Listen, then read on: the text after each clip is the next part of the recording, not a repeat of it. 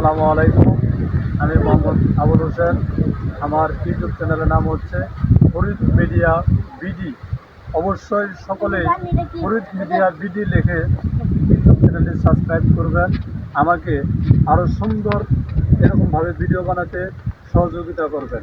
মূলত হচ্ছে আজ আমি এসেছি বনগাঁও জিগাতলা ও চতলের মহারুষি নদীতে পানি দেখতে আসছি। আপনারা দেখতেছেন যে মহারুষি নদীতে কি পরিস্থিতিতে পানি এসেছে। সকালে আসলে কিন্তু এরকম পানি ছিল না।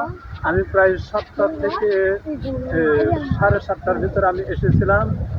তখনও বৃষ্টি ছিল, কিন্তু তখন কিন্তু নদীতে এত পানি ছিল না।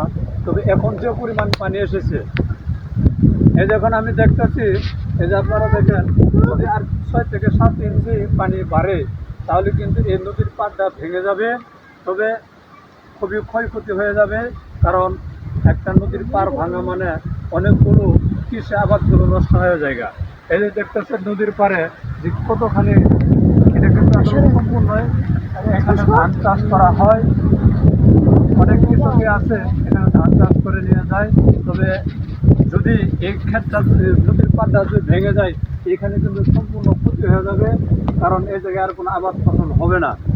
তবে আমি মহান আল্লাহর কাছে আবেদন করি, উনি যাতে এই বন্যা ভয়াবহ থেকে আমাদেরকে রক্ষা করেন।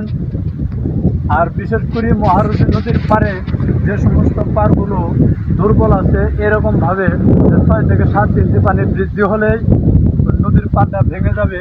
ওনারা যেন একটু নিরাপদে থাকেন এবং একটু সতর্ক হয়ে থাকেন। যদিও কোনো কারণবশত পানি বৃদ্ধি হয়ে নদীর পাড় ভাঙে, অবশ্যই যাতে ওনাদের জানমাল রক্ষা করতে পারেন। সকলকে ধন্যবাদ রেখে আমি আমার ভিডিও শেষ করছি। আসসালামু আলাইকুম।